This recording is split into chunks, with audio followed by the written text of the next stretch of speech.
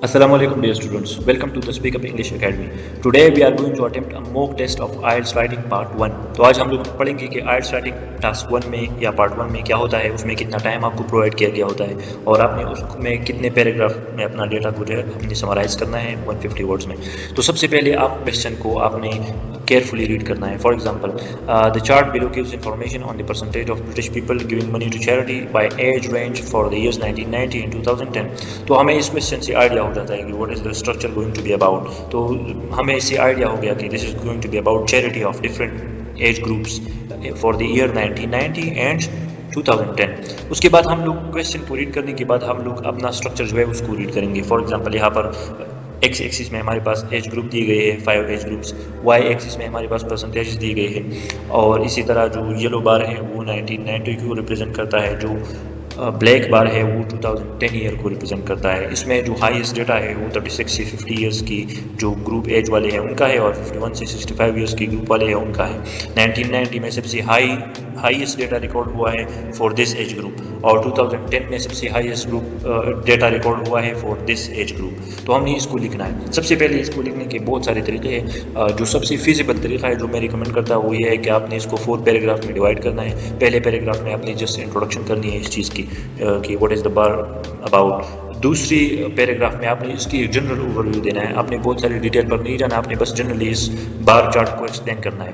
Third paragraph में आपने इसकी स्पेसिफिक डिटेलिंग जो है वो मेंशन करनी है. इसी तरह फोर्थ पैराग्राफ जो है that is going to be our conclusion paragraph, उसमें आपने पूरे डेटा को कंक्लूड करना है. तो सबसे पहले इंट्रोडक्शन पैराग्राफ जो है वो आपने खुद से नहीं लिखना, आपने इस क्वेश्चन को रीड करना है, इसको पैराफ्रेज करके आपका इंट्रोडक्शन पैराग्राफ इजीली बन जाता है. आपने इसको एग्जैक्टली कॉपी नहीं करना क्योंकि फिर आपके मार्क्स कटेंगे. आपने इसको थोड़ा सा चेंज करना है. फॉर एग्जांपल, यहाँ पर हम लोग इसको चेंज करेंगे. The bar chart compares the percentages of British people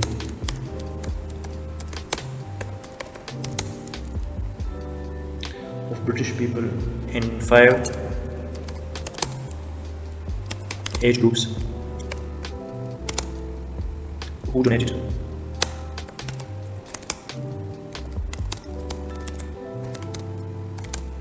अच्छा. तो सबसे पहले आपने इस क्वेश्चन को लेके इसको समराइज करना है. ये आपका इंट्रोडक्शन पैराग्राफ बन जाएगा. फॉर एग्जांपल, हमने यहाँ पर कुछ वर्डिंग चेंज की, जैसे यहाँ पर गिव्स की जगह हमने कंपेयर्स लगा दिया, यहाँ पर एज की जगह हमने एज ग्रुप्स लगा दिया और 5 एज ग्रुप्स लगा दिया हमने. तो इसी तरह हमने इस चीज़ को थोड़ा सा रेंडर कर दिया to make it feasible for our introduction paragraph. उसके बाद आपने सेकंड पैराग्राफ ऐड करना है.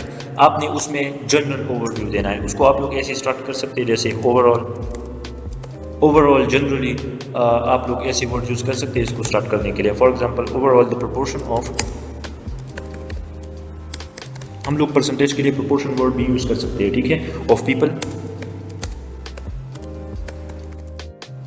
अच्छा, तो सेकंड पैराग्राफ में आपने ऐसा करना है, जनरल ओवरव्यू पेश करनी है आपने. जैसे for example, overall the proportion of people giving to charity generally increased with age in both years. तो आपने यहाँ पर जनरल ट्रेंड्स जो है उसको मेंशन करना है. स्पेसिफिक डिटेल आपने नहीं मेंशन करनी है, बस ये बताना है कि आपने यहाँ पर डेटा जो है इंक्रीज हुआ है for both years for these age groups. और आपने फिर इसके बाद बताना है कि फिर डेटा कब डिक्लाइन हुआ. जैसे लोअर एजेस जो है उनके लिए डेटा बोथ ईयर्स में डिक्लाइन हो गया.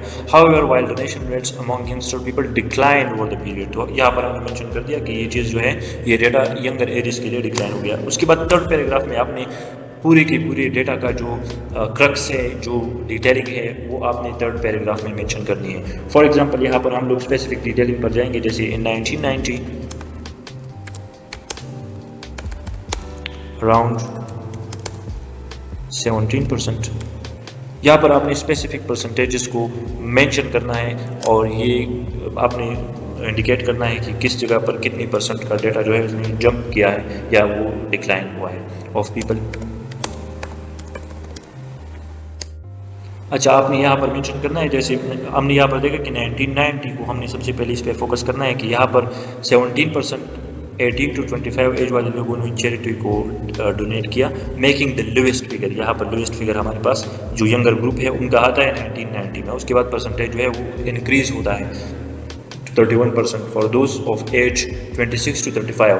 اس کے بعد یہ پیک پر پہنچتا ہے لیکن جو اولڈ ایج والے لوگ ہیں ان کے لیے، جو مڈل ایج والے لوگ ہیں ان کے لیے، اس کے بعد ہمیں یہ پتہ چلتا ہے سلائٹلی جو بار ہے وہ ڈاؤن چلا جاتا ہے یہاں پر up to 7% for which age group for 18 to 25، جس سے ہمیں یہ انڈیکیٹ ہوتا ہے جو ینگسٹرس ہے ان کی چیریٹی کا جو پروپورشن ہے وہ ڈاؤن ہوا ہے، وہ ڈیکریز ہوا ہے through the course of time from 1990 to 2010. تو آپ نے اسپیسیفک ڈیٹیل کو یہاں پر مینشن کرنا ہے. اس کے بعد فورتھ پیراگراف میں آپ نے اس کو تھوڑا سا اس کی سمری یا کنکلوژن آپ نے پیش کرنی ہے. فار ایگزامپل آپ لوگ اس کو ایسے اسٹارٹ کر سکتے ہیں کہ by 2010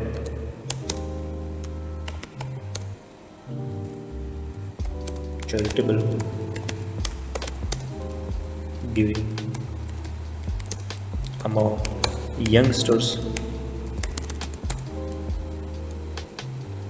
had fallen noticeably. Paragraph ہے یا جو سمری پیراگراف ہے، آپ نے اس میں پورے کے پورا ڈیٹا کا جو سمری ہے وہ آپ نے پیش کرنا ہے. جیسے یہاں پر آپ لوگوں نے کہا کہ 2010 میں ہمارے جو ینگسٹرز ہیں ان کے بیچ ڈیٹا جو ہے وہ فال ہوا ہے. اس کے بعد جو ادر گروپس ہے اس میں بھی ڈیٹا تھوڑا سا ڈراپ ہمیں نظر آتا ہے جو ینگر گروپس ہے. اس کے ساتھ ساتھ اس کی کنٹراسٹ میں آپ نے اس طرح کے ورڈز اس میں یوز کرنے ہیں ٹو شو دی کنٹراسٹ اور دی ڈسکرپنسی امانگ ڈفرنٹ گروپس. تو آپ نے یہاں پر اس طرح کی ورڈز کو یوز کرنا ہے. اس کے بعد جو 51 اور 65 ایج والی گروپ ہے اس میں ڈیٹا جو ہے تھوڑا سا رائز ہوا ہے فار اپروکسیمیٹلی 39 to 35%. اس کے بعد میل وائل 36 to 50% ایج جو ہے وہ تھوڑا سا ماڈریٹ رہا. تو جو ماڈریٹ ہے یا جو بہت زیادہ فلکچویشن جس نے نہیں دیکھا یا بہت زیادہ ڈگریز اور انکریز ایج نے نہیں دیکھا یا جس سبجیکٹ نے نہیں دیکھا، آپ نے اس کو اینڈ میں مینشن کرنا ہے کہ this was comparatively moderate data in case of this thing. So this is how we attempt the IELTS writing task 1. We are going to make a separate video on IELTS writing task 2 جس میں ہم essay types پڑھیں گے اور different essay types کو attempt کرنے کی techniques جو ہے وہ ہم لوگ پڑھیں گے. Thank you.